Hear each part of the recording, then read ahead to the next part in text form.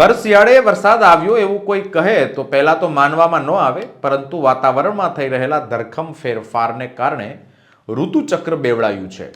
આજે ગુજરાતના 7 જિલ્લામાં કમોસમી માવઠાની આગાહી છે. બીજી તરફ ડાંગ અને છોટાઉદેપુરમાં કમોસમી વરસાદ વરસ્યો છે તેવા અહેવાલ સામે આવ્યા છે. હજુ પણ 2 ફેબ્રુઆરી સુધી માવઠું પડવાના એંધાણ છે, ત્યારે વેધર એક્સપર્ટ અંબાલાલ પટેલની શું આગાહી છે તેના વિશે વિગતે ચર્ચા કરીએ. નમસ્કાર, હું છું રિયાઝ. સ્વરાજમાં આપનું સ્વાગત છે.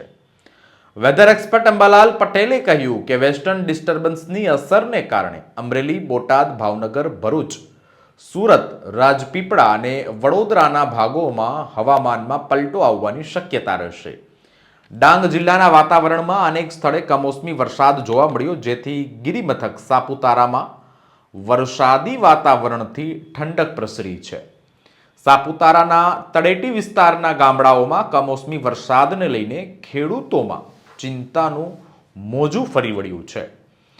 ડાંગ જિલ્લાના મુખ્ય મથક આહવામાં પણ ધોધમાર વરસાદ વરસ્યો છે તેવા અહેવાલ સામે આવ્યા છે. છેલ્લા 4 દિવસથી વાદળછાયા વાતાવરણ બાદ અચાનક વરસાદ ખાબકતા ભર શિયાળે મેઘરાજાએ બાકાજીકી બોલાવી હોય તેવી ચર્ચા સાંભળવા મળે છે.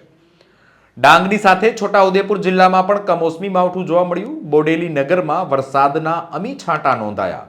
માવઠાને લઈ ખેડૂતોમાં ચિંતા વ્યાપી ગઈ છે. હવામાન નિષ્ણાંત અંબાલાલ પટેલે પહેલાથી જ ગુજરાતમાં કમોસમી માવઠાની આગાહી કરી હતી. તેઓએ કહ્યું હતું કે પૂર્વ ગુજરાતના કેટલાક ભાગોમાં હળવો અને કમોસમી વરસાદ અથવા છાંટા પડશે.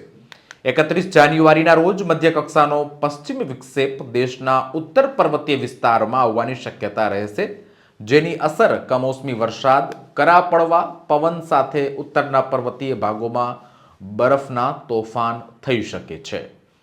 આ પશ્ચિમ વિક્ષેપોની અસર ગુજરાત અને મધ્યપ્રદેશના ભાગોમાં આવી શકે છે.